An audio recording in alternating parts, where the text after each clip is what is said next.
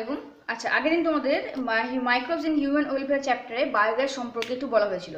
সেখানে বলা হয়েছিল যে বায়োগ্যাস বলতে বোঝায়, তাহলে বায়োগ্যাস বলতে কি বোঝায় না, বিভিন্ন প্রকারের বায়োজীবী ব্যাকটেরিয়ার দ্বারা জৈবিক যৌগের জারণের ফলে উৎপন্ন বিভিন্ন গ্যাসের যে মিশ্রণ, সেই মিশ্রণকে বিকল্প শক্তি হিসেবে ব্যবহার করা হয়, যাকে আমরা বললাম বায়োগ্যাস।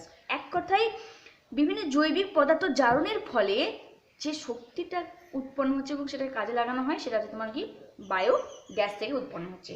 তো এই বায়োগ্যাস জৈব গ্যাস উৎপাদন পদ্ধতি যেটা আজকের আমাদের টপিক। তো দেখো, জৈব গ্যাস উৎপাদন পদ্ধতির ক্ষেত্রে প্রথম হচ্ছে বায়ো প্ল্যান্ট। ওকে, বায়ো প্ল্যান্ট কি? এটা হচ্ছে এমন একটা জৈব বস্তুর অবাধ জারণের ফলে কংক্রিট বা সিমেন্টের দেওয়ালযুক্ত একটা বিশেষ অংশ। মানে ধরো, বায়োগ্যাস তৈরির জন্য যে যে পরিকাঠামো বলা হচ্ছে, সেটা হচ্ছে তোমার কংক্রিটের তৈরি একটা দেওয়াল, একটা ওয়াল। এটাকে বলা হচ্ছে বায়ো প্ল্যান্ট। ওকে, দেখো তোমাদের ডায়াগ্রামটা একটু দেখাই, দেখো ভালো করে দেখবে। এই যে দেখতে পাচ্ছ, দেখো এই অংশে, এখানে দেখো এই যে নিচে যে কংক্রিটের ওয়াল দেখতে পাচ্ছ, এটাকে বলা হচ্ছে বায়ো গ্যাস প্ল্যান্টের জন্য একটা উপযুক্ত সিমেন্টে তৈরি বা কংক্রিটে তৈরি একটা দেওয়াল। এবং যে অংশে কি করা হয়, আন্ডারগ্রাউন্ড ডাইজেস্টার ট্র্যাঙ্ক, যেখানে ডাইজেস্ট হয় সে এক ধরনের ট্র্যাঙ্ক। ওকে, আর দেখো এই যে বিশেষ ব্যবস্থা, যার দুটো দিক আছে। একদিকে দেখো এই সমস্ত জৈবিক যে পদার্থ সেগুলো এন্টার হচ্ছে, তার একটা বিশেষ ব্যবস্থা। আর অপর দিকে দেখো জৈব যে সার, সেই সার নির্গমনের জন্য কিন্তু একটা আলাদা ব্যবস্থা করা আছে। আর এই যে জৈব প্ল্যান্ট, তার উপরের যে অংশ, সেই ছাদটা দেখো উত্তল, তাই না? জৈব গ্যাসের উপরের ছাদটা হচ্ছে উত্তল, আর এই উত্তল ছাদের নিচে হচ্ছে কি জৈব গ্যাস আবদ্ধ হয় বা জমা হয়। আর কেন্দ্রে দেখো একটা স্টপ কক লাগানো আছে, কেন্দ্রে একটা স্টপ কক লাগানো আছে। এই স্টপ কক নলের সাহায্যে এখানে যে গ্যাস ভাল্ব, এটাকে তুমি যখন প্রয়োজন মতো এটাকে ব্যবহার করলে, সেখান থেকে কি হচ্ছে, যে বায়োগ্যাস প্রোডাকশন হচ্ছে, সেই বায়োগ্যাসটাকে এই স্টপ ককের মধ্য দিয়ে, নলের মধ্য দিয়ে বাইরের দিকে বার হয়ে যায়। তাহলে এই হচ্ছে একটা কাঠামো, যেখানে একদিকে কি হচ্ছে না ডাইজেস্টিভ ট্যাঙ্কার, একদিকে সংযোগের জন্য ব্যবস্থা, সেই বজ্র পদার্থগুলো, জৈবিক পদার্থগুলো, এবং অন্যদিকে দেখো বায়োগ্যাস মানে জৈব যে সার, সেই সার নির্গমনেরও একটা আলাদা ব্যবস্থা আছে। এবং বায়োগ্যাস যে উৎপন্ন হচ্ছে, সে এখানে যে কম্পোস্ট হয়ে, মানে মিশ্রিত হয়ে, পেস্ট হয়ে, বিভিন্ন ব্যাকটেরিয়া সাহায্যে, একটু পরেই বলবো, সেগুলো থেকে যে গ্যাসটা উৎপন্ন হচ্ছে, সেই গ্যাস কি হচ্ছে এই স্টপ কক নলের মধ্য দিয়ে বাইরে বের করা হয়। ওকে, এই হচ্ছে একটা বিশেষ পদ্ধতি। তো এর উচ্চতা হচ্ছে মোটামুটি 10 থেকে 15 ফুট গভীরতা হয়ে থাকে। ঠিক আছে, আর তাহলে কি বললাম, এই যে একটা উত্তলাকার ছাদযুক্ত বায়ো প্ল্যান্ট, যার নিচে কি হচ্ছে জৈব যে সার, সেটা আবদ্ধ হচ্ছে। ঠিক আছে, এখানে আবদ্ধ হয়, জমা হয়। ভারতের জৈব প্ল্যান্ট হচ্ছে তোমার কি না গোবর গ্যাস, তোমরা নাম শুনেছো। আর পৃথিবীর ক্ষেত্রে 2 স্টেজ ডাইজেস্টার ব্যবহার করা হয়। তাহলে এই হচ্ছে বায়োগ্যাস প্ল্যান্ট, বোঝা গেছে? এই যে স্ট্রাকচার, যে গঠন, সেটাকে বলা হচ্ছে বায়োগ্যাস প্ল্যান্ট। নেক্সট দেখো, নেক্সট হচ্ছে এই যে বায়োগ্যাস, এই বায়োগ্যাস উৎপাদন পদ্ধতির জন্য দ্বিতীয় যে ইয়ে করা হয়, সেটা হচ্ছে তোমার কি না বায়োগ্যাস প্রস্তুতির জন্য। তাহলে দেখো, প্রথম তোমরা বলবে কি হবে না, প্রথম তোমরা জানলে যে বায়োগ্যাস উৎপাদন পদ্ধতির ক্ষেত্রে প্রথম ব্যবহার করা হয় বায়োগ্যাস প্ল্যান্ট, যেটা হচ্ছে একটা কংক্রিটের তৈরি একটা ওয়াল, একটা দেওয়াল, এবং যার দুটো ব্যবস্থা, একদিকে সংযোগকারী ব্যবস্থা এবং অন্যদিকে জৈব সার নির্গমনের ওপেনিং আছে। আর এই বায়ো প্ল্যান্টের ছাদটা হচ্ছে উত্তল প্রকৃতি, যার নিচে বায়োগ্যাস জমা থাকে।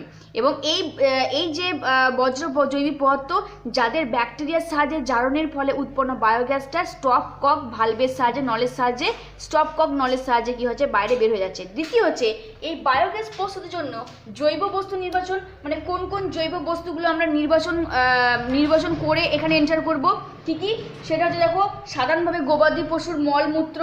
ওকে, সাধারণভাবে আমরা এই বায়োগ্যাস প্রস্তুতির জন্য নির্বাচন করব কি না গবাদি পশুর মল মূত্র আর জল। কত অনুপাতে?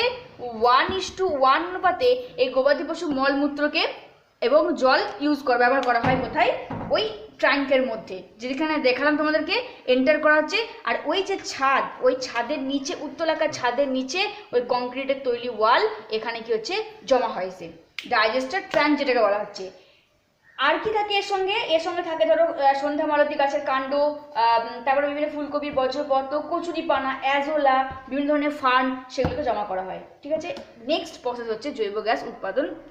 তাহলে প্রথম দেখলাম বায়োগ্যাস প্ল্যান্ট নির্বাচন করা, নেক্সট হচ্ছে বায়োগ্যাস প্রস্তুতির জন্য জৈব বস্তু নির্বাচন করা, আর থার্ড হচ্ছে জৈব গ্যাস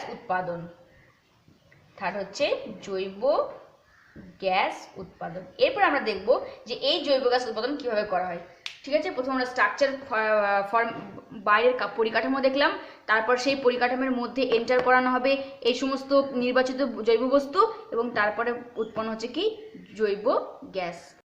দেখো নেক্সট স্টেপ বললাম জৈব গ্যাস উৎপাদন। এখানে কি হয় না, এই যে টাটকা গোবর যেটাকে বলা যায়, সেই টাটকা গবাদি পশুর যে মল, সেই মল এবং জল 1:1 অনুপাতে নিয়ে, মল এবং জলকে 1:1 অনুপাতে নিয়ে যান্ত্রিক পদ্ধতিকে মিশ্রিত করা হয়, এবং তরল অবস্থাতে প্রায় মোটামুটি 35 ডিগ্রি সেন্টিগ্রেড তাপমাত্রাতে বায়োগ্যাস প্ল্যান্টের মধ্যে প্রবেশদ্বার বা ইনলেট অংশের মধ্য দিয়ে প্রবেশ করানো হয়। ওকে, দেখো তাহলে কি বললাম, এখানে কি হচ্ছে, আমরা প্রথমে গোবর, যে গোবর, টাটকা গোবর এবং তার সঙ্গে আবর্জনা এবং জলকে 1:1 অনুপাতে মিশিয়ে সেটাকে কি করা হয়, 35 ডিগ্রি সেন্টিগ্রেড তাপমাত্রাতে তাকে ভালো করে যান্ত্রিক পদ্ধতিতে মিশিয়ে এই বায়ো যে গ্যাস প্ল্যান্টের মধ্যে দিয়ে বলা হয় প্রবেশদ্বার বা ইনলেট বলা হয়। সেই প্রবেশদ্বার বা ইনলেটের মাধ্যমে কি হচ্ছে, দেখো এখানে প্রবেশ করানো হয়, ভিতরে প্রবেশ করানো হয়। প্রবেশ করানোর পর একটা ঢাকনার সাহায্যে প্রবেশদ্বারটিকে, এখানে এই যে প্রবেশদ্বার সেটাকে বন্ধ করে দেওয়া হচ্ছে ঢাকনার সাহায্যে। ওকে, এই জৈব বস্তুর মধ্যস্থ থাকা কিছু বায়োজীবী ব্যাকটেরিয়া, যেমন ধরো ক্লস্ট্রিডিয়াম, মিথানোব্যাকটেরিয়াম প্রভৃতি ব্যাকটেরিয়ার দ্বারা এই গবাদি পশুর মল মধ্যস্থ বিভিন্ন সেলুলোজ বা কঠিন বস্তুকে জারিত করে, এবং জারিত করে জৈব বস্তু জারণের ফলে উৎপন্ন হয় জৈব সার। সেই জৈব সারটা হচ্ছে তোমার কি, এই প্লান্টের যে নির্গমন দ্বার বা যেটাকে আউটলেট বলা হয়, দেখো নির্গমন দ্বার বা আউটলেট বলা হয়, সেই আউটলেট অঞ্চল বা নির্গমন দ্বার দিয়ে জৈব সার হিসেবে বার হয়ে যায়। আর যে গ্যাস উৎপন্ন হচ্ছে সেই গ্যাস বার হচ্ছে কার থেকে, ককের সাহায্যে। এই হচ্ছে জৈব গ্যাস উৎপাদনের মেকানিজম। দেখো এই হচ্ছে মেকানিজম। ওকে, কেউ চাইলে পরীক্ষাতে এটা লিখতে পারো, এটা হচ্ছে তোমার রৈখিক পদ্ধতি যার সাহায্যে বিশ্লেষণ করবে। তো জৈব গ্যাস উৎপাদনের ক্ষেত্রে জৈব যে গ্যাস উৎপাদন, সেখানে প্রথমে কি বললাম যে বিভিন্ন আর্দ্র বিশ্লেষণকারী ব্যাকটেরিয়া তাদের দেহ থেকে নিঃসৃত উৎসেচক, যেমন ধরো প্রোটিয়েজ, লাইপেজ, এই উৎসেচকের সাহায্যে জটিল যে জৈব পদার্থ যেগুলো আমরা মল মূত্র সঙ্গে মিশ্রিত করেছিলাম, সেখানে কি কি সেলুলোজ, হেমিসেলুলোজ, প্রোটিন, লিপিড, এগুলো তো কঠিন পদার্থ, জটিল পদার্থ। তো এইগুলো ব্যাকটেরিয়া নিঃসৃত প্রোটিয়েজ, লাইপেজ উৎসেচকের সাহায্যে কিসে পরিণত হচ্ছে, মনোমার বা সরল শর্করা, অ্যামাইনো অ্যাসিড, ফ্যাটি অ্যাসিডে পরিণত হচ্ছে। সেই মনোমার সরল শর্করার সঙ্গে অম্ল উৎপাদনকারী ব্যাকটেরিয়া তাদেরকে কি করছে, সরল মনোমারকে জৈবিক অ্যাসিডে কনভার্ট করে। ওকে, আর এই জৈবিক অ্যাসিড বা যেমন ধরো ফর্মিক অ্যাসিড, মিথানোজয়িক ব্যাকটেরিয়ার সাহায্যে এই জৈবিক অ্যাসিডকে ভেঙে উৎপন্ন হচ্ছে জৈব গ্যাস, যেমন CH4, মিথেন, কার্বন ডাইঅক্সাইড এবং জল। এই হচ্ছে ফরমেশন। ওকে, তাহলে কি বললাম যে এখানে প্রোটিয়েজ, লাইপেজ উৎসেচকের সাহায্যে জটিল পদার্থ ভেঙে গিয়ে মনোমার উৎপন্ন হচ্ছে, আর এই মনোমারগুলো আবার কনভার্ট হচ্ছে কিসে, জৈবিক অ্যাসিডে উৎপন্ন হচ্ছে। আর ধরো এই মিথানোজয়িক ব্যাকটেরিয়ার সাহায্যে কার্বন ডাইঅক্সাইড, জল মিশ্রিত উৎপন্ন হচ্ছে CO2 plus H2O, carbon dioxide plus 4H2 মিলে উৎপন্ন হচ্ছে CH4 প্লাস 2H2O, অর্থাৎ মিথানোজয়িক ব্যাকটেরিয়ার সাহায্যে জৈবিক অ্যাসিডের ভাঙনের ফলে উৎপন্ন হচ্ছে জৈব গ্যাস। এটা হচ্ছে মেকানিজম অফ বায়োগ্যাস প্ল্যান্ট। ওকে, এটা করে রাখবে। দেখো যে মেকানিজম বললাম সেই মেকানিজমটা অবশ্যই তোমরা করে রাখবে। ওই যে ডায়াগ্রামটা দেখালাম সেটা দেখো। বায়োগ্যাসের সুবিধাগুলো কি কি তোমরা সবাই জানো, যেটা তোমার ন্যাচারাল প্রসেস, ন্যাচারালভাবে উৎপন্ন হচ্ছে, মানে বিভিন্ন জৈবিক পদার্থের দ্বারা এবং ব্যাকটেরিয়ার সহযোগে। তাহলে এই বায়োগ্যাস সুবিধা হচ্ছে বিভিন্ন বনজ এবং খনিজ জ্বালানি দ্রব্যের উপর নির্ভরশীলতা কমবে, তাই না? ওইগুলোর উপর আমাদেরকে বেশি নির্ভর হওয়ার দরকার নেই। আচ্ছা, সেকেন্ড হচ্ছে দেখো বায়োগ্যাসে বিশুদ্ধ জ্বালানি হিসেবে ব্যবহৃত হয়, এর ফলে বায়ু দূষণকে নিয়ন্ত্রণ করা যাবে। ওকে, আচ্ছা, একদম এটা বিশুদ্ধ জ্বালানি, এখানে কোনো কেমিক্যালস বা কোনো রাসায়নিক পদার্থ মিশ্রিত নেই। আচ্ছা, 3 হচ্ছে সুবিধা কি, উন্নত মানের নাইট্রোজেন ও ফসফরাস সমৃদ্ধ জৈব সার উৎপন্ন হচ্ছে।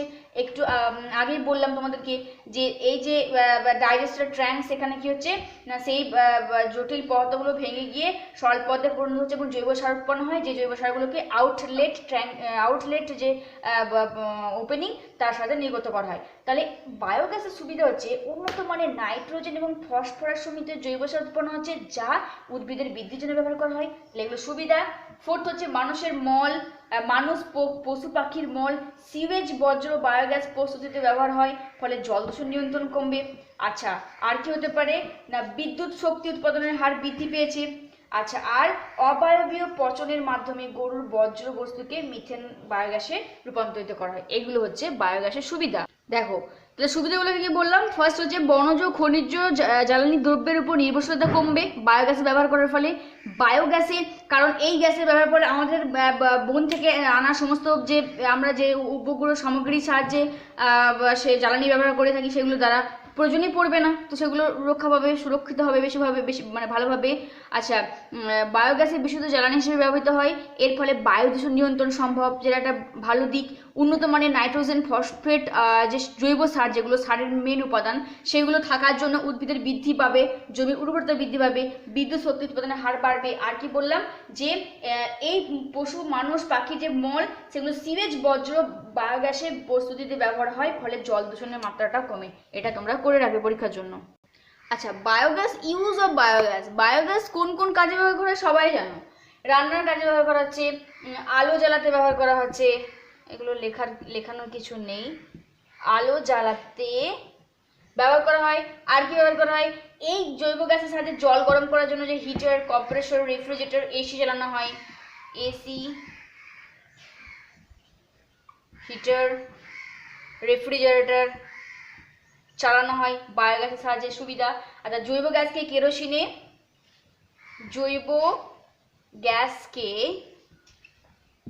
কেরোসিন, এলপিজি ও বিদ্যুতের প্রভৃতি বিকল্প শিল্পের ব্যবহার করা হয়, আর কম খরচে এই গ্যাসকে উৎপন্ন করা হয়। তাহলে এইগুলো হচ্ছে তোমার খরচ কম, এগুলো হচ্ছে সুবিধা।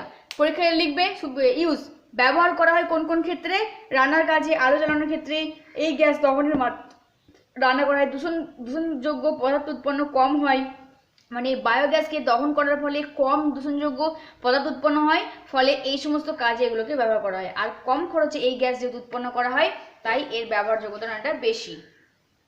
এই কোশ্চেনটা করে রাখবে, বায়োগ্যাস উৎপাদনে কোন মিথানোজেন ব্যবহার করা হয়? কোন মিথানোজেন ব্যবহার করা হয়? এটা লিখবে, জেনেটিক্যাল মডিফাইড মিথানোজেন ব্যাকটেরিয়া ব্যবহার করা হয়। ওকে, মিথানোব্যাকটেরিয়াম।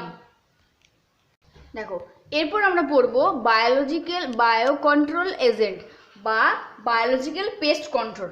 ওকে, অর্থাৎ পেস্টের জৈব নিয়ন্ত্রণ কিভাবে হয়ে থাকে সেটা। দেখো, পেস্টের জৈব নিয়ন্ত্রণ বা বায়োলজিক্যাল পেস্ট কন্ট্রোল বলতে বোঝায় যে পদ্ধতিতে পেস্টের প্রাকৃতিক শত্রুর দ্বারা পেস্টকে নিধন বা পেস্টের ক্ষতিকর প্রভাবকে কমিয়ে আনা সম্ভব, তখন তাকে বলা হচ্ছে বায়োলজিক্যাল পেস্ট কন্ট্রোল। দেখো, বায়োলজিক্যাল পেস্ট কন্ট্রোল বলতে বোঝায় যে জৈবিক পদ্ধতিতে পেস্টের দমন কাকে বলছি। জৈবিক পদ্ধতি মানে প্রাকৃতিক পদ্ধতিকে বোঝায়, যেখানে কেমিক্যালস বা রাসায়নিক কিছু বা কীটনাশক প্রয়োগ ছাড়া যদি আমরা প্রাকৃতিক উপায়ে যদি শত্রুকে ব্যবহার করে পেস্টের দমন করা হয়, তখন তাকে বলবো বায়োলজিক্যাল পেস্ট কন্ট্রোল। যে পদ্ধতির সাহায্যে প্রাকৃতিক শত্রু মানে ধরো বিভিন্ন ধরনের যে মাছ আছে, গাপ্পি, তেলেপিয়া, খালসা, যেগুলো কী করে মশার লার্ভা খেয়ে বেঁচে থাকে, তাহলে এক্ষেত্রে বায়োলজিক্যাল নিয়ন্ত্রণে উপকার করছে। কুনো ব্যাং, স্যালমান্ডার, গিরগিটি, টিকটিকি, এরা বিভিন্ন স্থলভাগের পতঙ্গকে খেয়ে ফেলে। আচ্ছা, বিভিন্ন প্রোটোজোয়া আছে। তো এই যে বায়োলজিক্যাল মানে প্রাকৃতিক শত্রু যারা খাদ্যকে তারা গ্রহণ করছে শত্রুকে, যার ফলে কি হচ্ছে পেস্টের নিধন হচ্ছে। তাহলে যে পদ্ধতির সাহায্যে প্রাকৃতিক শত্রুর দ্বারা পেস্টের নিধন বা পেস্টের ক্ষতিকর প্রভাব কমিয়ে আনা যায়, যাকে বলা হচ্ছে বায়োলজিক্যাল পেস্ট কন্ট্রোল বা পেস্টের জৈবিক নিয়ন্ত্রণ। যেমন বিভিন্ন ধরনের মাছকে ব্যবহার করা হয় মশার লার্ভার ক্ষেত্রে, বিভিন্ন কুনো ব্যাং, সালমান্ডার, গিরগিটি, এরা স্থলভাগে পতঙ্গদের খেয়ে থাকে ইত্যাদি। আর একটা টার্ম আছে যে bio control agent. Bio control এজেন্টটা কি এটা হচ্ছে যে জৈবিক নিয়ন্ত্রণটা করছি আমরা, সেখানে যে সমস্ত জীবকে বা জীবজাত পদার্থকে ব্যবহার করা হয় তাকে বলা হচ্ছে বায়ো কন্ট্রোল এজেন্ট। ওকে, যেমন ধরো জীব মানে বললাম যে মাছ, বিভিন্ন ধরনের প্রাণী, সেটা মেরুদণ্ডী প্রাণী, অমেরুদণ্ডী প্রাণীকে ব্যবহার করা হয়। এছাড়াও কিছু ব্যবহার করা হয় কি, পেস্ট নাশক, পেস্ট নাশক, বিভিন্ন গ্যামাক্সিন, ডিডিটি যেগুলো প্রয়োগ করা হয় পতঙ্গনাশক, সেগুলো কিন্তু বায়ো কন্ট্রোল এজেন্টের মধ্যে পড়ছে। তাহলে মনে রাখবে, biological pest control and bio control agent. Bio control agent মানে বললাম যে যে জৈব নিয়ন্ত্রণের জন্য যে সমস্ত জীবকে বা জীবজাত পদার্থকে ব্যবহার করা হয় তখন তাকে বলা হচ্ছে পেস্ট বায়ো কন্ট্রোল এজেন্ট। আসতে পারে কিন্তু পরীক্ষায় যে দুটি বায়ো কন্ট্রোল এজেন্টের নাম দেখো, বায়ো কন্ট্রোল এজেন্ট, তখন কিন্তু লিখতে হবে যে বিভিন্ন ধরনের প্রাণী যেমন বললাম, আর এছাড়াও কিছু বিভিন্ন জীবজাত পদার্থ, বিভিন্ন পেস্ট নাশক হিসেবে ডিডিটিকে ব্যবহার করা হয়ে থাকে, গ্যামাক্সিন ব্যবহার করে থাকে, কীটনাশক ব্যবহার করা হয়ে থাকে, যেগুলো সাহায্যে দমন করা যায়। এবারে দেখো কি হয়, এই যে জীব দিয়ে জীবকে ক্ষতি করা বা বায়ো কন্ট্রোল বলছি, তো এইগুলো যখন বারবার ব্যবহার করা হয় না, তখন এই পেস্ট নাশক বা পতঙ্গনাশক ব্যবহার করার ফলে কীট পতঙ্গদের মধ্যে ওই পেস্টের বিপক্ষে একটা প্রতিরোধকারী শক্তি গড়ে ওঠে। যার ফলে কি হয়, আমরা যতই দেখবে জমিতে ধান চাষ করার সময় কি হয়, বিভিন্ন ধরনের পেস্টিসাইড ব্যবহার করা হয়, বাট পোকা কিন্তু মরে না, মানে মারা যায় না বা শেষ হয় না। তো কেন? কারণ বারবার একই জিনিস দেওয়ার ফলে সেই যে কীট পতঙ্গদের মধ্যে, পেস্টের মধ্যে কিন্তু তাদের লড়াই করার একটা ক্ষমতা চলে আসে, সেই জন্য কিন্তু তারা সহজে এটাকে মারা যায় না। এই জন্য ওই পেস্ট নাশক সঞ্চিত হয়ে কি হয়, তাহলে ওই পেস্ট নাশকটা খাবারের মধ্যে থাকছে, সেইখান থেকে আমাদের মানুষের শরীরে আসছে এবং নানা ধরনের রোগ সৃষ্টি করছে। যেমন ডিডিটি, ডিডিটি যে কীটনাশকটা, ডিডিটি এটা কিন্তু আমাদের বংশানুক্রমিক কিন্তু এটা বাহিত হয়। শুধু তাই নয়, এই পেস্টিসাইড কৃষিক্ষেত্রে যখন জলের সঙ্গে মিশছে, তারপরে পুকুর, নদী, নালা, খাল, বিল জলকে দূষিত করে, ফলে জলে থাকা প্রাণীদের মৃত্যুর কারণ হয়, মাটি দূষণ হয়, জল দূষণ হয়, বায়ু দূষণ হয়, তার সঙ্গে সঙ্গে পুকুরের বাস্তুতন্ত্রটাই নষ্ট হয়ে যায়। বোঝা গেছে? বহুজীবের মৃত্যু হয়। এই কারণে পেস্টের বা প্যাথোজেনের ধ্বংস করার জন্য রাসায়নিক পদ্ধতি ব্যবহার না করে জৈবিক পদ্ধতি ব্যবহার করা হয়েছে। সেই জন্য নামটা দেওয়া হয়েছে bio control agent or biological pest control. মানে এই সমস্ত যদি আমরা কীটনাশকের পেস্ট নাশকের ব্যবহার করি, ডিডিটি, বিভিন্ন জোরালো ওষুধ, সেক্ষেত্রে কি বললাম যে জল দূষণ হতে পারে, বায়ু দূষণ হতে পারে, মৃত্তিকা দূষণ হতে পারে, সেটা খাবারের মধ্যে সঞ্চিত থেকে আমাদের শরীরে প্রবেশ করতে পারে, যার ফলে আমাদের মৃত্যু হতে পারে বা বিভিন্ন প্রাণীর মৃত্যু ঘটতে পারে। তাহলে এইটাকে অ্যাভয়েড করার জন্য কিন্তু জৈবিক পদ্ধতিকে ব্যবহার করা হচ্ছে, যার ফলে একদিকে পেস্ট যেমন দমন করা হচ্ছে, অপরদিকে জীব এবং প্রাণীগুলো কিন্তু রক্ষা করা সম্ভব হয়ে উঠছে। সেজন্যই এই বায়োলজিক্যাল পেস্ট কন্ট্রোলকে বেছে নেওয়া হয়েছে দমন করার জন্য। দেখো, যে এজেন্টের কথাগুলো বললাম, যে বায়োলজিক্যাল কন্ট্রোলের ক্ষেত্রে যে এজেন্টগুলো ব্যবহার করা হয় সেগুলো কি, দেখো, এক হচ্ছে মাছ, ওকে, বিভিন্ন ধরো খলিশা, তারপর তোমার তেলাপিয়া, গাপ্পি, ওকে, এই ধরনের মাছগুলো ব্যবহার করা কি সেক্ষেত্রে না, মশার লার্ভা ভক্ষণ, মশার যে লার্ভা, সেই লার্ভাকে ভক্ষণ করার জন্য ইউজ করা হয়। দুই হচ্ছে আমরা যদি দেখি টিকটিকি, তারপর গিরগিটি, সালমান্ডার, এরা কি করে, স্থলজ যে পতঙ্গ আছে সেই স্থলজ পতঙ্গকে তারা দমন করে, খেয়ে ফেলে। তাহলে একদিকে দেখো পেস্ট যেগুলো, একদিকে দেখো কেমন কীট পতঙ্গ দমন হয়ে যাচ্ছে বায়োলজিক্যাল প্রসেসের মাধ্যমে, তাই না? আচ্ছা, তারপর ধরো বিভিন্ন ধরনের নিমাটোডা যেগুলো, সেগুলো পতঙ্গদের উপর পরজীব হিসেবে বসবাস করে, তাই না? সন্ধিপতি যেমন ধরো মাকড়সা, এরা জাল পেতে কি করে, পতঙ্গকে ধরে খায়। তাহলে এই যে প্রাকৃতিক শত্রুর দ্বারাই কি হচ্ছে, পেস্টকে দমন করা যাচ্ছে, জৈবিক পেস্ট দমন। ওকে, বিভিন্ন টাইগার বিল, এরা গান্ধী পোকাকে ভক্ষণ করে ধানের পেস্টকে নিয়ন্ত্রণ করে।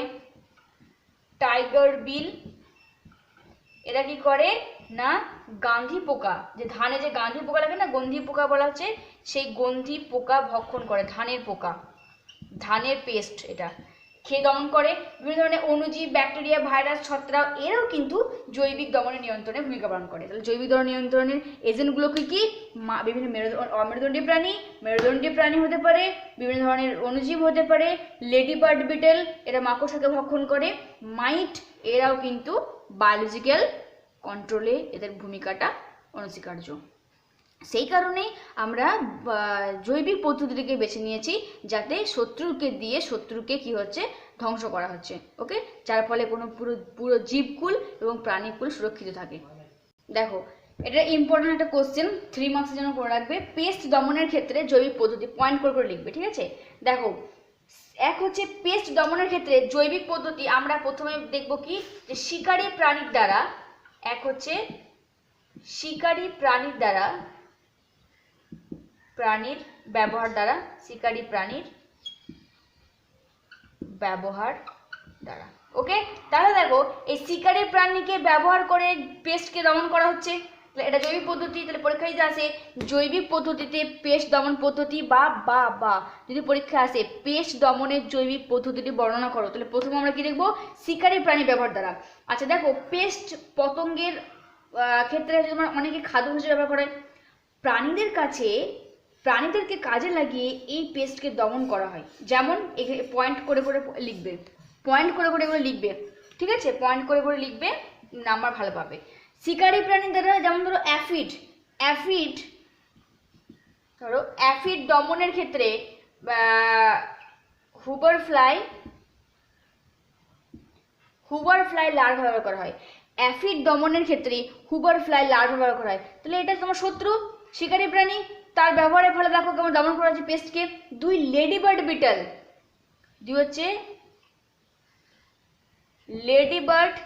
বিটেল বইয়ে আছে, এগুলো পড়ে নেবে ব্যবহার করে। হ্যাঁ, লেডিবার্ড বিটেল হচ্ছে তোমার কি, লেবু গাছের পেস্ট। সেই কি করে, ওর সাহায্যে দেখো, লেডিবার্ড বিটেল যেটা রেডিও কার্ডিনালিস লেবু গাছের পেস্ট, ইকারা পারচাসি এর ক্ষেত্রে কি হচ্ছে, শত্রুর হিসেবে কাজ করে। এই বিটলগুলোকে আবদ্ধ জায়গায় রেখে প্রজনন ঘটানো হয়, এবং বিটলগুলিকে লেবুর বাগানে দিলে লেবু গাছের যে পেস্ট, সেই পেস্টকে দমন করা যায়। ওকে, তাহলে শত্রুর দ্বারা দমন করা হচ্ছে। দুই হচ্ছে ইঁদুর এবং অন্যান্য রোডেন্ট, যেগুলো পেস্ট দমনের জন্য কি করেছে, বিড়াল, বেজি, সাপ, চিল, এদেরকে, এই প্রাণীকে ছেড়ে দেওয়া হয়, তাহলে ইঁদুরকে বা ওই রোডেন্ট পেস্টের দমন সম্ভব। আচ্ছা, সাইক্লোমেন মাইট এটা ক্যালিফোর্নিয়াতে স্ট্রবেরি গাছের পেস্ট। ওকে, এক প্রকার শিকারী মাইট দিয়ে কি করে সাইক্লোমেন মাইটের পপুলেশনকে দমন করা হয়।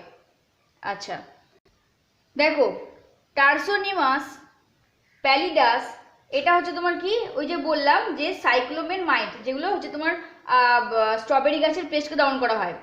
তারপরে দেখো, কোরিস্টোনেমা ওসিডেন্টালিস নামক মথের লার্ভা স্প্রু গাছের প্রবৃত্তি ক্ষতি করে। পাখিরা এদের লার্ভা খায়, এবং গবেষকরা দেখেছেন যে এই শিকারী পাখিদের কাজে লাগিয়ে এই পেস্টকে ভালোভাবে দমন করা যায়। আখের বোড়ায় থাকা ট্রাইকোগ্রামা অস্ট্রালিকাম দিয়ে দমন করা হয়, এরা কাইলোর ডিম নষ্ট করে দেয়। ওকে, আচ্ছা, তারপর হচ্ছে দেখো, হাওয়াই দ্বীপপুঞ্জে আখের পেস্টে সাদা শুকির দমনের জন্য মিক্স কি করে বড় বড় ব্যাংকে ব্যবহার করা হয়ে থাকে। দক্ষিণ ভারতের ধানের খেতে যে হাঁস, সে হাঁসকে ছেড়ে দিলে তারা স্ট্রিপ্ট যে বাঘ, সেগুলো খেয়ে ফেলে। ওকে, পুকুরের নর্দমায় থাকা বিভিন্ন মশা লার্ভাকে খেয়ে ফেলে, বললাম তেলেপিয়া, গাম্বু ইত্যাদি মশা। বিভিন্ন ধরনের মাকড়সা পতঙ্গদের বড় শত্রু।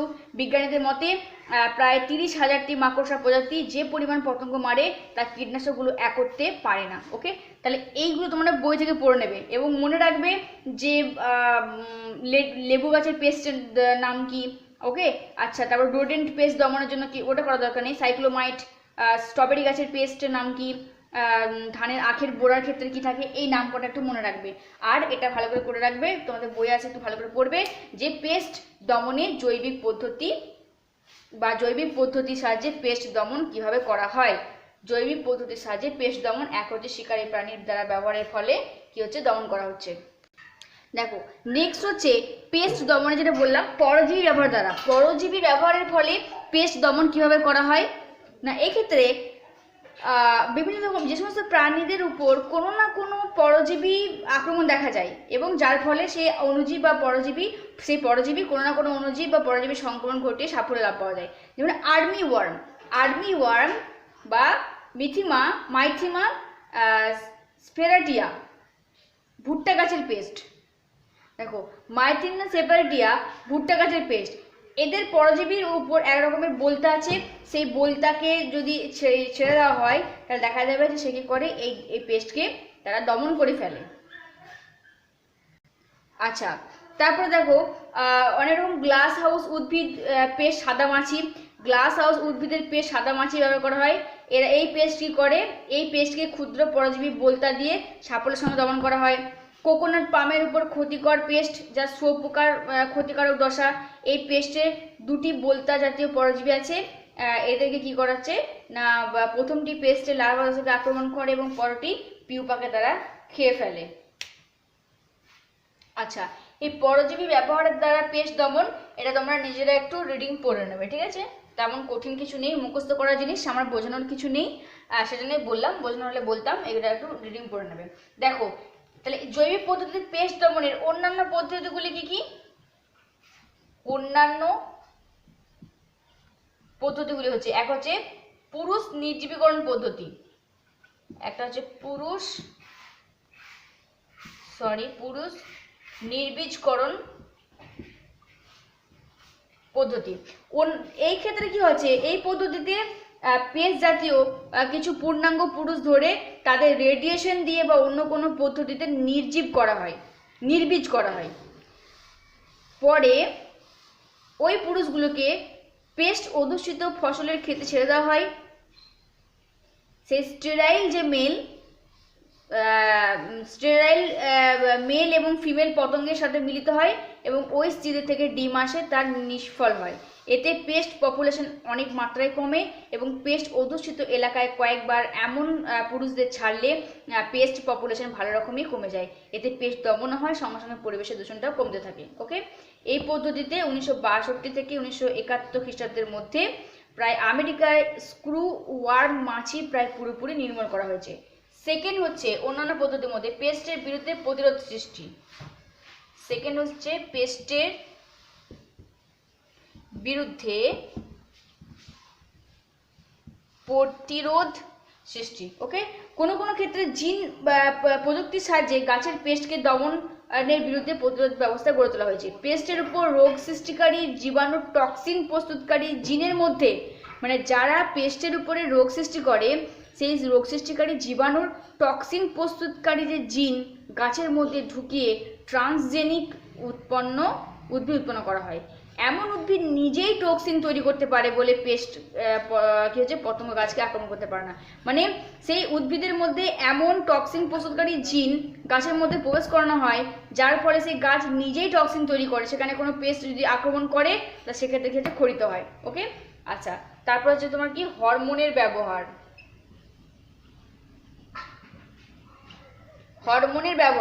এটা কি, পেস্ট যদি কোনো পতঙ্গ হয় তবে হরমোন ব্যবহার দ্বারা তাকে দমন করা যেতে পারে। পতঙ্গদের জীবনচক্রে আমরা জানি যে জুভেনাইল হরমোন ও মোল্টিং হরমোন উল্লেখযোগ্য ভূমিকা আছে। তাহলে প্রাথমিক পরিস্ফুরণের সময় জুভেনাইল হরমোন লাগলেও পরে পূর্ণাঙ্গ দশায় এই সময় এই হরমোন থাকলে চলে না। সুতরাং লার্ভার যে নিষ্পত্তি হওয়ার সময় জুভেনাইল হরমোনটা ব্যবহার করে পূর্ণাঙ্গ দশায় ব্যাহত করা হয়। ওকে, অর্থাৎ হরমোনের প্রয়োগ করেও কি হচ্ছে না, জৈবিক পদ্ধতিতে পেস্টকে দমন করা যেতে পারে। আর হচ্ছে কি ফেরোমেন ব্যবহার। ফেরোমেন কি, তোমাদের ক্লাস 11-এ পড়েছিলাম আরশোলা পড়ানোর সময়, যে ফেরোমেন হচ্ছে এমন একটা নিঃসৃত একটা রস যেটা পতঙ্গদের ক্ষেত্রে পূর্ণাঙ্গ স্ত্রী মিলনের আগে ফেরোমেন নামক উদ্বায়ী পদার্থ ছাড়ে পুরুষদের দেহে এই পদার্থ ছাড়ে তারা এমন একটা গন্ধযুক্ত পদার্থ যা স্ত্রী প্রাণীকে অনুভব করে এবং তার দিকে যায়।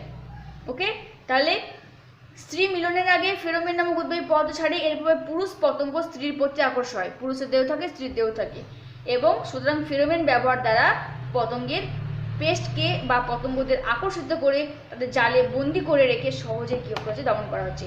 তাহলে জৈবিক পদ্ধতিতে পেস্ট দমনে এক হচ্ছে শত্রুর দ্বারা, দুই পরজীবীর দ্বারা, এছাড়া পুরুষ নির্বীজকরণের মাধ্যমে, তারপর পেস্টের বিরুদ্ধে প্রতিরোধ সৃষ্টি এবং হরমোনের ব্যবহার ও ফেরোমেন ব্যবহারের মাধ্যমে। এটা পড়ে নেবে। দেখো নেক্সট আমরা পড়বো বায়ো ফার্টিলাইজার। তার আগে আমরা পড়বো ফার্টিলাইজার কাকে বলে বা জৈব সারটা কি। ফার্টিলাইজার হচ্ছে তোমার জৈব সার হচ্ছে তোমার যে জীবজাত পদার্থ কিংবা সজীব পদার্থ যখন সার হিসেবে ব্যবহৃত হয় তখন তাকে আমরা জানি জৈব সার বলি, তাই না? এটা ধরো বিভিন্ন ধরো ম্যানিওর হচ্ছে তোমার কি না পশু পাখির বর্জ্য পদার্থ ও অন্যান্য অতিরিক্ত জীবজাত শুকনো পাতা প্রভৃতি অংশ পচে যে সার তৈরি করে তাকে বলে ম্যানিওর। তাহলে দেখো বায়ো ফার্টিলাইজার বা জীব সার কাকে বলছি? ব্যাকটেরিয়া, শৈবাল এবং ছত্রাক এদের দ্বারা জমিতে শস্য বা কর্ষণের দ্বারা মাটিতে এই সমস্ত প্রয়োগ করে শস্য উৎপাদনের দ্বারা উদ্ভিদের অতি প্রয়োজনীয় উপাদানগুলো বৃদ্ধি করাকে বলা হচ্ছে বায়ো ফার্টিলাইজার। জৈব সার বা ফার্টিলাইজার হচ্ছে তোমার কি না জীবজাত পদার্থ বা সজীব পদার্থ থেকে যে সার উৎপন্ন হয় তাকে আমরা বলি জৈব সার। সেই জৈব সার দুটি শ্রেণীতে ভাগ করা যায়, একটা ম্যানিওর পদ্ধতি, একটা বায়ো ফার্টিলাইজার পদ্ধতি। ম্যানিওর পদ্ধতি কি দেখো, নাম্বার 1 হচ্ছে ম্যানিওর পদ্ধতি। তো ম্যানিওরটা কি? ম্যানিওর হচ্ছে পশু পাখির বর্জ্য পদার্থ, অতিরিক্ত অন্য পরিত্যক্ত যে মলমূত্র, অন্যান্য জীবজাত পদার্থ, শুকনো পাতা প্রভৃতি অংশ পচে গিয়ে যে সার তৈরি হয় তাকে বলা হচ্ছে ম্যানিওর। তাহলে ম্যানিওর বললাম যে পশু পাখির বর্জ্য পদার্থ, পরিত্যক্ত মল ও অন্যান্য জীবজাত পদার্থ, শুকনো পাতা পচে গিয়ে যে সার তৈরি করে তাকে আমরা বলছি ম্যানিওর। ওকে, এই সারের মধ্যে গাছের বিভিন্ন রকমের সরঞ্জাম, খনিজ, পুষ্টি পদার্থ থাকে। ম্যানিওর পদ্ধতি প্রয়োগে কিন্তু মাটির উর্বরতা বাড়ে এবং তার সঙ্গে সঙ্গে মাটির বায়ু ও জল ধারণ ক্ষমতাটাও বৃদ্ধি পায় ম্যানিওর। ওকে, তাহলে মনে রাখবে জৈব সারের উৎপাদনের বা সমূহকে দুই শ্রেণীতে ভাগ করা হয়েছে, একটা ম্যানিওর, একটা বায়ো ফার্টিলাইজার। তার মধ্যে আমরা ম্যানিওর দেখলাম। সেই ম্যানিওর আবার 3 ধরনের, সে ম্যানিওর 3 প্রকার। একটা হচ্ছে তোমার মিশ্র সার, সবুজ সার আর গোলাবাড়ি উঠোনজাত সার। দেখো মিশ্র সার হচ্ছে কি? এই সার হচ্ছে যে বিভিন্ন ধরনের পচা শাকসবজি রাসায়নিক সারের মিশ্রণের ফলে তৈরি হয়। এই শাকসবজি এবং পশুদের পরিত্যক্ত খাবার ডিবির মধ্যে জমা করে রেখে এবং সেখানে অল্প কিছুদিন রেখে দিলে ধীরে ধীরে সেটা কি হচ্ছে মিশ্র সারে পরিণত হয়, তোমরা জানো সেটা। আর সবুজ সার হচ্ছে কি? সিম্বগোত্রীয় কিছু সার সরাসরি মাঠে চাষ করে ছোট অবস্থাতে লাঙল দিয়ে জমির মাটিতে মিশিয়ে ফেলে সবুজ সার তৈরি করা হয়। এর ফলে কি হচ্ছে না গাছের মধ্যে থাকা নাইট্রোজেন আবদ্ধকারী ব্যাকটেরিয়া সরাসরি সেই নাইট্রোজেনকে কোথায় মাটির মধ্যে সংগ্রহ করে। ওকে, তাহলে ম্যানিওরের দুটো পদ্ধতি, মিশ্র সার এবং জৈব সার। ওকে, এরপর আমরা দেখব যে এই যে জৈব সার বললাম তার মধ্যে সেকেন্ড যে প্রসেস বললাম সেটা হচ্ছে তোমার বায়ো ফার্টিলাইজার।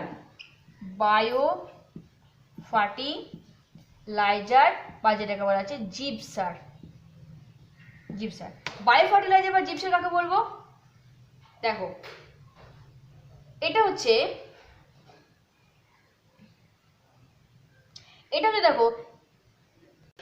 দেখো বায়ো ফার্টিলাইজার বা জীব সার কাকে বললাম? তাহলে জৈব সারের দুটো শ্রেণীবিন্যাস, একটা ম্যানিওর, একটা বায়ো ফার্টিলাইজার। যে সমস্ত অণুজীব বা ছত্রাক বা ব্যাকটেরিয়া শস্য ও ফসল উৎপাদনকারী গাছেদের পুষ্টি যোগাতে সাহায্য করে, অর্থাৎ সেখান থেকে কর্ষণের ফলে তাদের মধ্যে থাকা যে নাইট্রোজেন এবং ফসফরাস মাটির যে মেন উপাদান, উদ্ভিদের পুষ্টি উপাদান, সেগুলোকে সরবরাহ করে, তখন তাকে বলা হচ্ছে জৈব সার বা বায়ো ফার্টিলাইজার।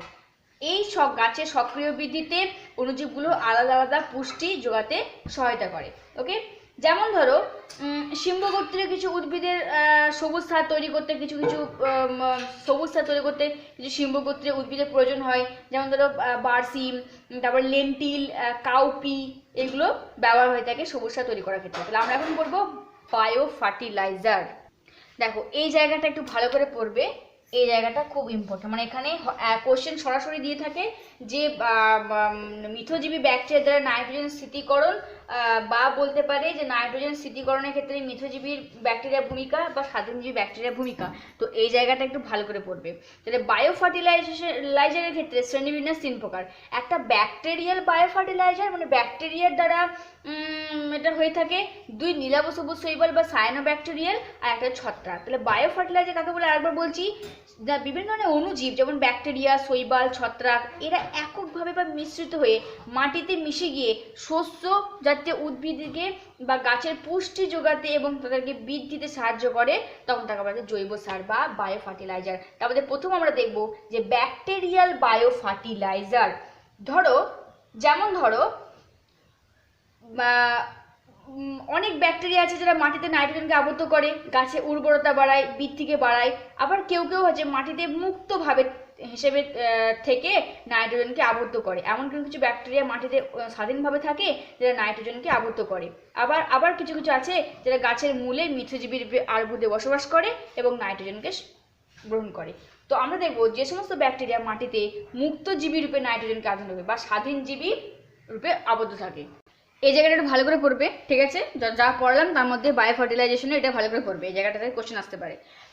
তিনটে বিভাগ বললাম, তার মধ্যে ফার্স্ট বললাম ব্যাকটেরিয়াল বা বায়ো ফার্টিলাইজার, ব্যাকটেরিয়ার দ্বারা কিভাবে জৈব সারে পরিণত হচ্ছে যে সহায়তাকারী। 2 বললাম যে নীলাভ সবুজ শৈবাল আর ছত্রাক। তো দেখো ব্যাকটেরিয়াল বায়ো ফার্টিলাইজার যেখানে নাইট্রোজেন স্থিতিকরণে স্বাধীনজীবী ব্যাকটেরিয়া, এটা কোশ্চেন আসতে পারে যে নাইট্রোজেন স্থিতিকরণে স্বাধীনজীবী ব্যাকটেরিয়ার ভূমিকা লেখো। তাহলে আমরা জানি যে নাইট্রোজেন স্থিতিকরণে ব্যাকটেরিয়া ফসফেট দ্রবীভূতনে সক্ষম ব্যাকটেরিয়া সাধারণত জৈব সার হিসেবে ব্যবহার করা হয়, তাই না?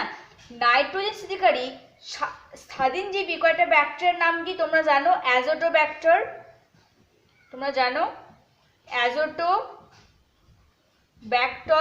তারপর তোমার অ্যাজোস্পাইরোলিয়াম,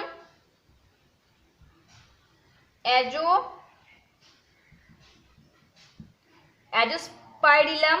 এই ধরনের ব্যাকটেরিয়া মাটিতে অবস্থিত জৈব পদার্থের উপস্থিতিতে স্বাধীনভাবে এরা কি করে নাইট্রোজেনকে আবদ্ধ করতে পারে। তাহলে মাটিতে স্বাধীনজীবী কিছু ব্যাকটেরিয়া অ্যাজোটোব্যাক্টর, ক্লস্ট্রিডিয়াম, তারপরে অ্যাজোস্পাইরিলাম এরা কিন্তু বসবাস করে, যার ফলে এরা কি করে জৈব পদার্থের উপস্থিতিতে স্বাধীনভাবে নাইট্রোজেনকে আবদ্ধ করতে পারে। অ্যাজোটোব্যাক্টর প্রতি বছরে প্রায় হেক্টর প্রতি 30 কেজি নাইট্রোজেন আবদ্ধ করে। ওকে, আচ্ছা, শুধুমাত্র হ্যাঁ না, এবং এরা নাইট্রোজেনকে বাঁচাতে সক্ষম হয়। এছাড়া আরও 2 ধরনের ব্যাকটেরিয়া আছে যেটা গ্রোথ প্রমোটিং হরমোন, অ্যান্টিবায়োটিক ইত্যাদি সংশ্লেষ করেও কিন্তু উদ্ভিদের বৃদ্ধিতে সহায়তা করা হয়। তাহলে নাইট্রোজেন স্থিতিকরণের স্বাধীনজীবী ব্যাকটেরিয়ার নাম কি? অ্যাজোটোব্যাক্টর এবং অ্যাজোস্পাইরেলিয়াম। তাহলে পরীক্ষায় যদি আসে নাইট্রোজেন স্থিতিকারী স্বাধীনজীবী ব্যাকটেরিয়ার নাম করো অ্যাজোটোব্যাক্টর, অ্যাজোস্পাইরিলিয়াম, অ্যাজোস্পাইরিলাম, বেইজেরেনকিয়া, ক্লস্ট্রিডিয়াম, এগুলোর নাম লিখবে। আর যদি পরীক্ষায় আসে যে বায়ো ফার্টিলাইজারের জৈব সারের ক্ষেত্রে ব্যাকটেরিয়ার ভূমিকা কি, তখন পুরোপুরি প্রসেসটা লিখতে হবে। তার মধ্যে প্রথম আমি দেখিয়েছি নাইট্রোজেন স্থিতিকরণের স্বাধীনজীবী ব্যাকটেরিয়া। এই যে অ্যাজোটোব্যাক্টর, ব্যাসিলাস, পলিমিক্সিয়া, ক্লস্ট্রিডিয়াম এই প্রভৃতি অণুজীবগুলো মৃতজীবী সার জৈব হিসেবে মাটিতে বাস করে এরা। ওকে, অ্যাজোটোব্যাক্টর ডেরেক্সিয়া নামক মুক্তজীবী ব্যাকটেরিয়াগুলো কি করে জানো? নাতিশীতোষ্ণ অঞ্চলে প্রশম বা ক্ষারীয় মাটিতে বা জলে থাকে। এই ব্যাকটেরিয়াগুলো মাটি থেকে নাইট্রোজেনকে আবদ্ধ করে উর্বরতা বাড়ায়, যেমন তুলা, ভুট্টা, জোয়ার, ধান প্রভৃতি চাষের ক্ষেত্রে অ্যাজোটোব্যাক্টর প্রয়োগ করা হয়। অ্যাজোটোব্যাক্টর প্রয়োগ করা কোথায় না? প্রয়োগ করা হয় ধান, জোয়ার, তুলা প্রভৃতি জায়গাতে, এবং অনেক বেশি মাত্রায় ফসল উৎপাদন করা সম্ভব হয়ে গেছে। ওকে, এছাড়া রোডোসিউডোমোনাস, রোডোস্পাইরেলিয়াম এইগুলো কিন্তু স্বাধীনভাবে বসবাসকারী মুক্তজীবী ব্যাকটেরিয়া মাটিতে নাইট্রোজেনকে আবদ্ধ করতে পারে। ওকে, তাহলে পরীক্ষায় যদি আসে তাহলে পরীক্ষায় লিখবে এইভাবে যে এই সমস্ত ব্যাকটেরিয়া সরাসরি কি করে, এরা মাটিতে আবদ্ধ করে এবং জৈব পদার্থের সঙ্গে মিশে তারা কি করে মাটিতে নাইট্রোজেনকে আবদ্ধ করতে পারে। এবং অ্যাজোটোব্যাক্টর ধান, জোয়ার, তোলা, শস্য ইত্যাদি জাতীয় উদ্ভিদের ক্ষেত্রে ফসল ফলানোর ক্ষেত্রে এইগুলোকে বেশি ব্যবহার করা হয়ে থাকে। ওকে, এছাড়াও মনে রাখবে আর কি কি ব্যাকটেরিয়ার নাম আছে। রোডোস্পাইরেলিয়াম মনে রাখবে, রোডোসিউডোমোনাস, রোডোস্পাইরেলিয়াম, তোমরা এগুলো ক্লাস 10-এ পড়েছো, তো মনে রাখবে, ঠিক আছে? তোমরা এইটাও ক্লাস 10-এ পড়েছো, এটাও খুব ইম্পর্টেন্ট, মনে রাখবে যে মিথজীবী ব্যাকটেরিয়ার দ্বারা নাইট্রোজেন স্থিতিকরণ বা নাইট্রোজেন স্থিতিকরণে মিথজীবী ব্যাকটেরিয়ার কয়েকটা নাম লেখো বা ভূমিকা লেখো। ওকে, তো তোমরা জানো যে কিছু ব্যাকটেরিয়া আছে যারা মিথজীবী রূপে শিম্বগোত্রীয় উদ্ভিদের মূলে বসবাস করে। কোথায় তোমরা জানো? শিম্বগোত্রীয়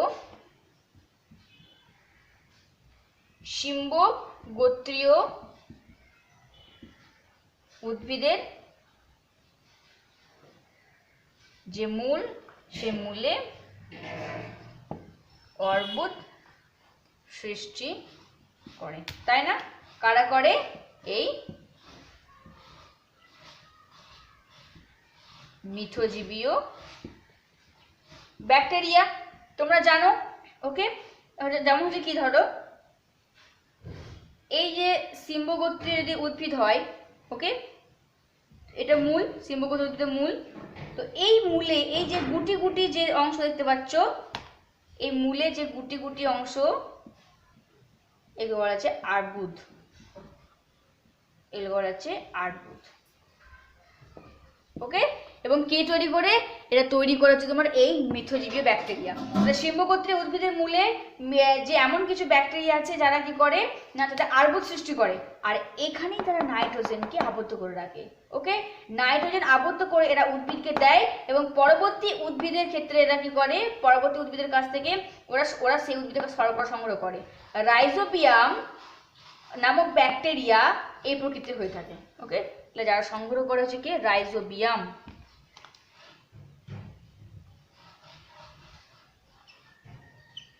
সরি, রাইজোবিয়াম হবে। দেখো, এই যে রাইজোবিয়াম নামক ব্যাকটেরিয়া, যারা হচ্ছে কি না উদ্ভিদের মূলে, সিম্বগোত্রীয় উদ্ভিদের মূলে নাইট্রোজেনকে স্থিতিকরণ ঘটায়। কোনো ক্ষেতে যে কোনো সিম্বগোত্রীয় গাছের বীজ বপনের সময় রাইজোবিয়াম দেওয়া হয়। এতে বীজ থেকে যে গাছ বার হলে মূলে রাইজোবিয়াম বাসা বাঁধে, এবং মাটিতে ফসফরাস মিশিয়ে দিলে নাইট্রোজেন স্থিতিকরণকে ত্বরান্বিত হয়। গাছগুলো একটু বড় হওয়ার সঙ্গে সঙ্গে মাটিতে প্রচুর পরিমাণে নাইট্রোজেন আবদ্ধ হয়। এরপর সিম্বগোত্রীয় গাছগুলোকে গোড়া থেকে কেটে ফেলা হয়, মাটি থেকে তাদের তুলে হয় মূলগুলি। খেতে জল দিয়ে গাছের শিকড়গুলি পচিয়ে নিয়ে অন্য ফসল চাষ করলে নাইট্রোজেন সার দেওয়ার প্রয়োজন হয় না। ওকে, তাহলে কি বললাম যে মিথজীবী নাইট্রোজেন স্থিতিকরণে মিথজীবী ব্যাকটেরিয়া রাইজোবিয়াম, যারা সিম্বগোত্রীয় উদ্ভিদের মূলে আর্বুদ সৃষ্টি করে এবং নাইট্রোজেনকে আবদ্ধ করে তা উদ্ভিদকে দিয়ে থাকে, এবং পরবর্তী উদ্ভিদ থেকে ওরা কি করে না শর্করা সংগ্রহ করে। রাইজোবিয়াম যে গণযুক্ত ব্যাকটেরিয়া এই প্রকৃতির হয়ে থাকে। রাইজোবিয়াম ছাড়াও ব্রাডি রাইজোবিয়াম আছে, যারা এই সিম্বগোত্রীয় উদ্ভিদের মূলে নাইট্রোজেনকে আবদ্ধ করে। রাইজোবিয়ামের প্রায় অনেক প্রকৃতি আছে, প্রায় 12 ধরনের প্রজাতি আছে, যারা সিম্বগোত্রীয় উদ্ভিদের মূল থেকে সিম্বগোত্রীয় উদ্ভিদের মূল থেকে নাইট্রোজেন স্থিতিকরণ ঘটায়। ওকে, তাহলে যে কোনো জমিতে যদি সিম্বগোত্রীয় গাছের বীজ বপনের সময় রাইজোবিয়ামকে দেওয়া হয়, তাহলে সেখান থেকে যে গাছ বের হবে এবং সেখানে রাইজোবিয়াম মূলে বাসা বাঁধলে তারা নাইট্রোজেনকে স্থিতিকরণ করবে। সেই গাছগুলো বড় হওয়ার পর সঙ্গে সঙ্গে মাটিতে প্রচুর পরিমাণে নাইট্রোজেন আবদ্ধ করে। এরপর সেই গাছগুলিকে গোড়া থেকে কেটে ফেলা হয়, মাটি থেকে তাদের যে মূল থাকে সেগুলোকে জল দিয়ে পচালে সেখানে আর সার দেওয়ার প্রয়োজন পড়ে না, সেখান থেকে কি হচ্ছে সরাসরি সার সরবরাহ হয়ে থাকে। তাহলে এটা মনে রাখবে।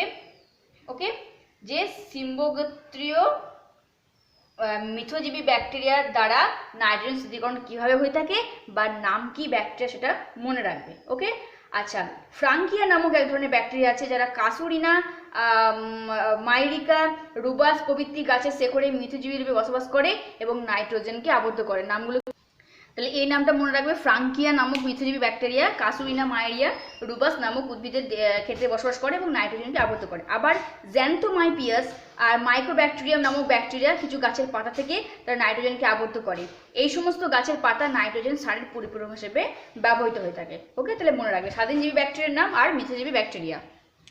আচ্ছা, আর এক ধরনের ব্যাকটেরিয়ার মধ্যে পড়ছে, ব্যাকটেরিয়াল বায়োফার্টিলাইজারের মধ্যে পড়ছে না কিছু ব্যাকটেরিয়া গাছের সাহচর্য থেকে নাইট্রোজেন আবদ্ধ করে। মানে কোনো উচ্চ শ্রেণীর গাছের মূলের কাছাকাছি কিছু ব্যাকটেরিয়া থাকে, এর সঙ্গে গাছের একটা সম্পর্ক থাকে, যাদেরকে রাইজোস্পিয়ার মিউচুয়ালিজম বলা হয়। যেমন এমন অবস্থায় ব্যাকটেরিয়াগুলো নাইট্রোজেন আবদ্ধ করে গাছকে কিছুটা দেয়, আর এর পরিবর্তে তারা গাছ থেকে কিছুটা শর্করা নিয়ে বেঁচে থাকে। এই যে একটা আদান প্রদান, একে অ্যাসোসিয়েটেড মিউচুয়ালিজম বলা হয়। তাহলে বায়োফার্টিলাইজারের ক্ষেত্রে দেখলাম শ্রেণী বিভাগের ক্ষেত্রে পদ্ধতি, একটা ব্যাকটেরিয়াল বায়োফার্টিলাইজার যেখানে বললাম স্বাধীনজীবী ব্যাকটেরিয়া দ্বারা নাইট্রোজেন স্থিতিকরণ, মিথজীবী ব্যাকটেরিয়া দ্বারা নাইট্রোজেন স্থিতিকরণ, আর একটা সহচর্য থেকে নাইট্রোজেন আবদ্ধকরণ। দেখো, এটা একটু মনে রাখবে, ঠিক আছে? যে ব্যাকটেরিয়াল বায়োফার্টিলাইজেশনে স্বাধীনজীবী ব্যাকটেরিয়া দ্বারা নাইট্রোজেন স্থিতিকরণ, যেমন নীলাভ, সবুজ, শৈবাল হচ্ছে তোমার কি সাহায্য করে কি অ্যানাবিনা নষ্ট। আচ্ছা দেখো, ব্যাকটেরিয়ার ক্ষেত্রে কিছু বায়োজীবী আছে, কিছু অবায়োজীবী আছে, তাই না? তো সেই বায়োজীবী ব্যাকটেরিয়ার নাম হচ্ছে তোমার কি অ্যাজোটোব্যাক্টর, আর অবায়োজীবীর মধ্যে কিছু সালোকসংশ্লেষীয় আছে, কিছু অসালোকসংশ্লেষীয় আছে। অসালোকসংশ্লেষীয় বা যারা সাহায্য করে না সেমন ব্যাকটেরিয়া ক্লস্ট্রিডিয়াম, আর যাদের সালোকসংশ্লেষ ঘটে সেরকম ব্যাকটেরিয়া রোডোস্পাইরেলিয়াম। এটা একটু মনে রাখবে। দেখো মিথ্যজীবী ব্যাকটেরিয়া মনে রাখবে, সয়াবিন হচ্ছে তোমার কি সিঙ্কোরাইজোবিয়াম ফ্রেডি ফার্ডি, আর মোটর পাইসাম স্যাটিভাম যেটা তোমার কি রাইজোবিয়াম লিগুমিনো সারাম। ওকে, এটা মনে রাখবে মিথ্যজীবী ব্যাকটেরিয়া।